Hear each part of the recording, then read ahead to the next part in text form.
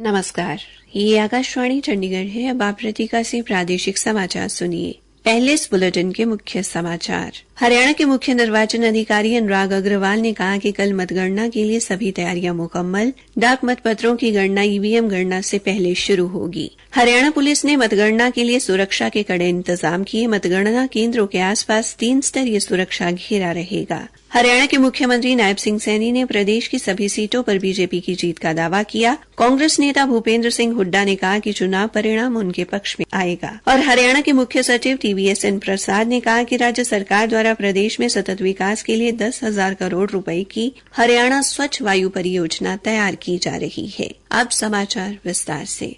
हरियाणा के मुख्य निर्वाचन अधिकारी अनुराग अग्रवाल ने कहा कि लोकसभा चुनाव के लिए कल होने वाली मतगणना की सभी तैयारियां पूरी कर ली गई हैं। मतगणना कल सुबह 8 बजे शुरू होगी। उन्होंने बताया कि रिटर्निंग अधिकारी के मतगणना केंद्र पर डाक मतपत्र की गणना ईवीएम गणना से पहले शुरू की जाएगी। श्री अग्रवाल ने बताया कि 10 लोकसभा निर्वाचन क्षेत्रों और करनाल विधानसभा उपचुनाव के लिए कुल 91 मतगणना केंद्र बनाए गए हैं।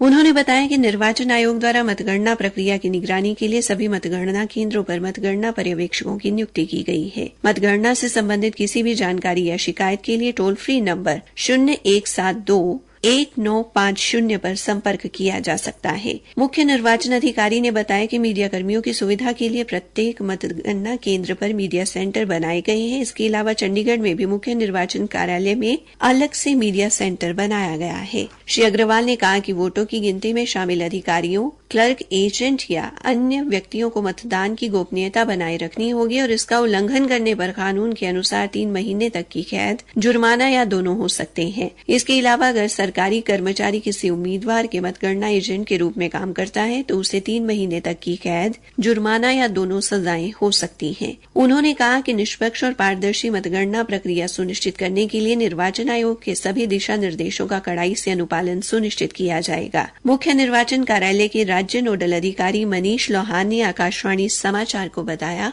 हॉल काउंटिंग सेंटर्स हैं, उन पर माननीय चुनाव आयोग के दिशा निर्देश अनुसार सारी तैयारियां पूरी कर ली गई हैं। जो काउंटिंग स्टाफ है उसकी पूरी ट्रेनिंग करवाई गई है और उसका जो रैंडमाइजेशन है वो भी चुनाव आयोग के निर्देशानुसार पूरा कर लिया गया है। इसके लिए सभी काउंटिंग सेंटर्स पर 3 टायर सिक्योरिटी का अरेंजमेंट रहेगा। 100 मीटर के दायरे में कोई भी वाहन अलाउ नहीं किया जाएगा और उसके अलावा 2 जगह पर फ्रिस्किंग होगी और कोई भी मोबाइल या अन्य इलेक्ट्रॉनिक आइटम्स अंदर अलाउ नहीं किए जाएंगे।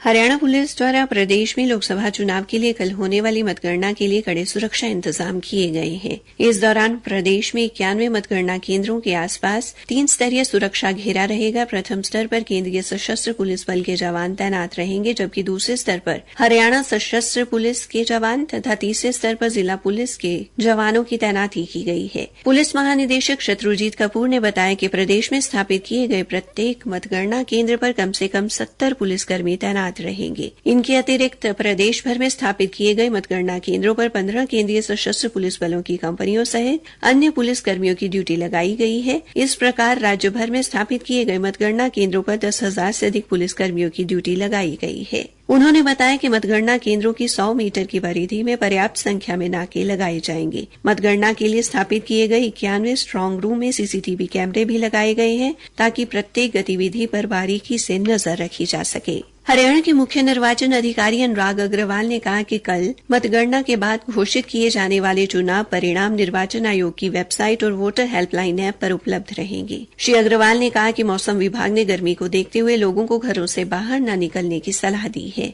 ऐसे में इस वेबसाइट और वोटर हेल्पलाइन ऐप पर घर बैठे ही चुनाव परिणाम देखे जा सकते हैं। उन्होंने बताया कि मतगणना का कार्य सुबह 8 बजे से शुरू होगा। मतगणना केंद्रों में और उनके आसपास केवल प्राधिकृत व्यक्ति, अधिकारी या कर्मचारी ही जा सकेंगे।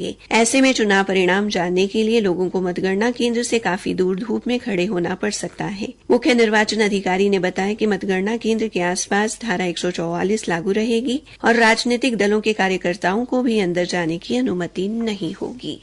प्रादेशिक समाचार आकाशवाणी चंडीगढ़ से प्रसारित किए जा रहे हैं। मतगणना के लिए उल्टी गिनती शुरू होते ही विभिन्न राजनीतिक दलों के नेताओं ने अपनी जीत का दावा करना शुरू कर दिया है। हरियाणा के मुख्यमंत्री नायब सिंह सैनी ने आज करनाल में कहा कि केंद्र में भारतीय जनता पार्टी की सरकार बनने जा रही है। उन्होंने कहा कि हरियाणा की सभी 10 लोकसभा सीटों और करनाल विधानसभा के उपचुनाव में जीत को लेकर कोई शक नहीं है, क्योंकि पार्टी कार्यकर्ताओं ने भीषण गर्मी में भी पूरी मेहनत से काम किया है। हरियाणा में वोट प्रतिशत एवं सीटें कम होने के अनुमान बारे पूछे जाने पर मुख्यमंत्री ने कहा कि कल जब नतीजे आएंगे तो सब स्पष्ट हो जाएगा। राहुल गांधी के इंडी गठबंधन को 295 सीटें मिलने के दावे पर मुख्यमंत्री ने कहा कि राहुल गांधी एग्जिट पोल पर ध्यान नहीं दे रहे हैं। एक प्रश्न के उत्तर में उन्होंने कहा कि अरविंद केजरीवाल ने आम आदमी को बदनाम करने का काम किया है। दिल्ली सरकार के हरियाणा द्वारा पानी रोकने के आरोप पर मुख्यमंत्री ने कहा कि जब भी दिल्ली को पानी की जरूरत पड़ी है, पानी दिया गया है।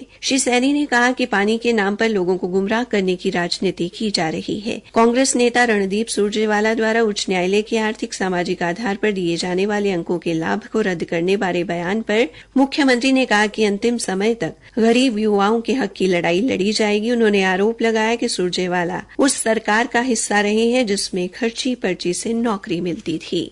कांग्रेस नेता एवं पूर्व मुख्यमंत्री भूपेंद्र सिंह हुड्डा ने कैथल के गांव कंडेला में मीडिया से बातचीत में कांग्रेस के पक्ष में लहर चलने का दावा किया और कहा कि चुनाव परिणाम उनके पक्ष में आएगा। श्री हुड्डा ने कहा कि वे ये दावा नहीं करते कि उनकी पार्टी की कितनी सीटें आएंगी, लेकिन नतीजे उनके पक्ष में होंगे। उन्होंने दावा किया कि आगामी विधानसभा चुनाव में भी उनकी पार्टी सरकार बनाएगी।